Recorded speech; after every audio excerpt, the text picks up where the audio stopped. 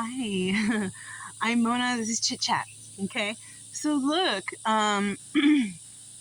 so we're in a new spot. Okay, and me and Brian went out. I needed ice and gas. Okay, and so me and Brian went out to go, hunting for that. And along the way, I found the library and whatnot. But as I was pulling out of this place, I did notice, like, because I needed to make a left, I did notice to the right a place, it had that, those signs, like a forest sign, right? But I couldn't see what it was where I was at. So I figured, oh, when I come back, I'm going to go see what's over there, right? So we were gone a couple hours, because we found another park, which is really cool. I got a couple pictures from there. There's a lot of places actually to check out over here that I want to check out. So, but anyways, so we were coming back, and I saw, and I remembered, oh, I want to go see what's over there, right? So as we got closer, I saw, oh, okay, it's an informational center or place or whatever about, the forest, whatever. So I pull in, and I see there's a car there, kind of in the middle, like I didn't know if it was going to go. So I went around, and I parked in front of the sign thing because it has,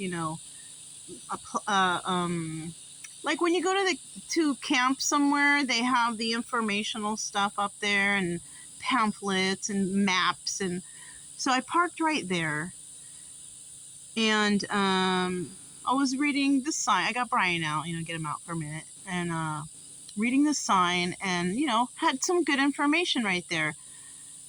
But then the person who was parked there, kind of parked to the left of my car, ish, almost as to block it in, but not really.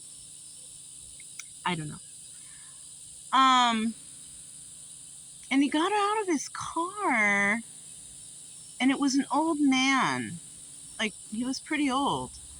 But, I mean, he was moving around all right. He drove up there. He seemed, but he's like, can you help me? And I was like, what's going on? I'm like, are you okay?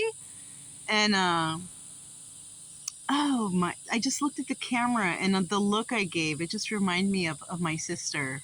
Like, a look that anyways.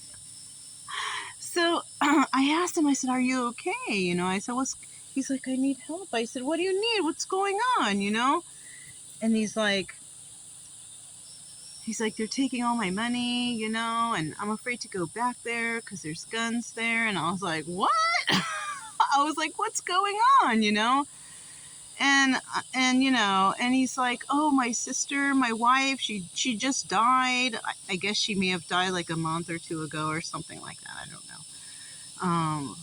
But I was kind of worried because he's like, and now, I came to my daughter, and they're accusing me. They said I'm the one that should have died. And I was just feeling so bad for this guy, I tried to make him feel better about the wife thing because they're all telling him he's the one that should have died and this, that, and the, which I don't, the guy seemed very nice, mild-mannered, like, I don't know, poor guy.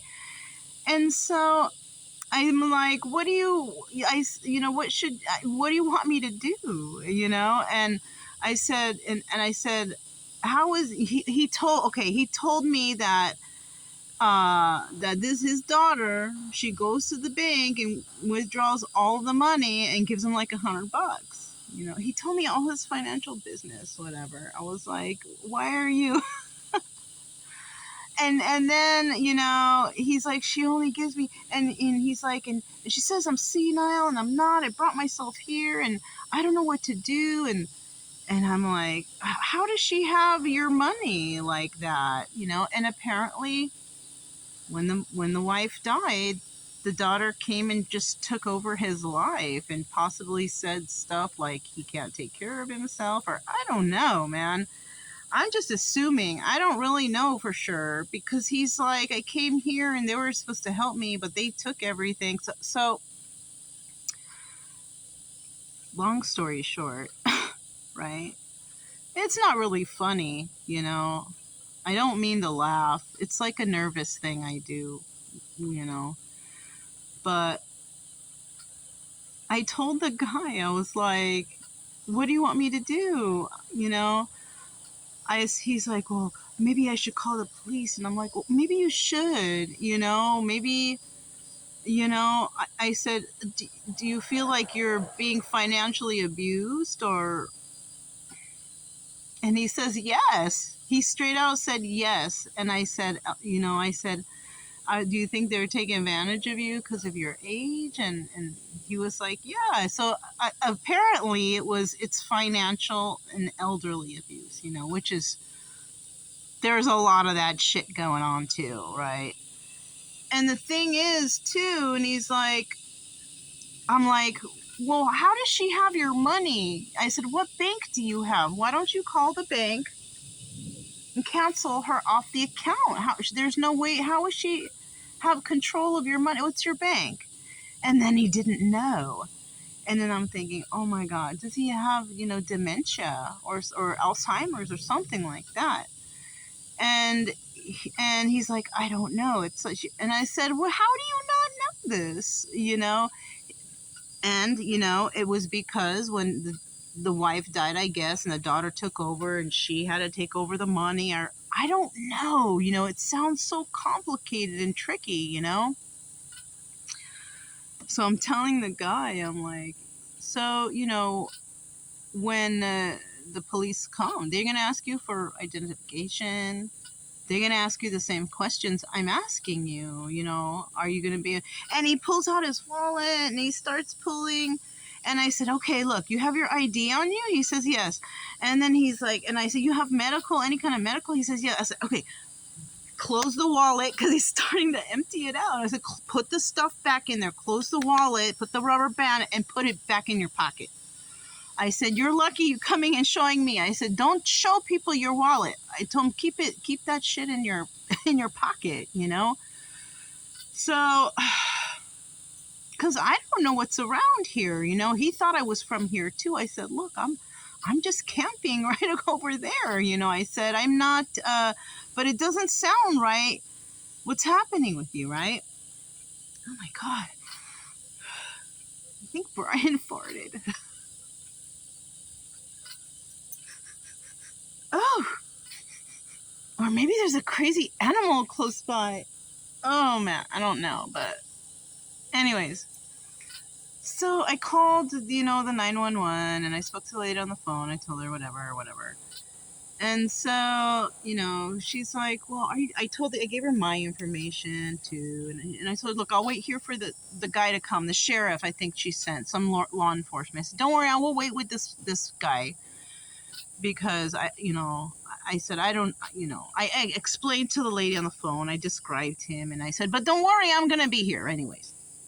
So then the sheriff comes by, and I explained to him, you know, I think it might be some sort of, you know, elderly abuse, financial abuse.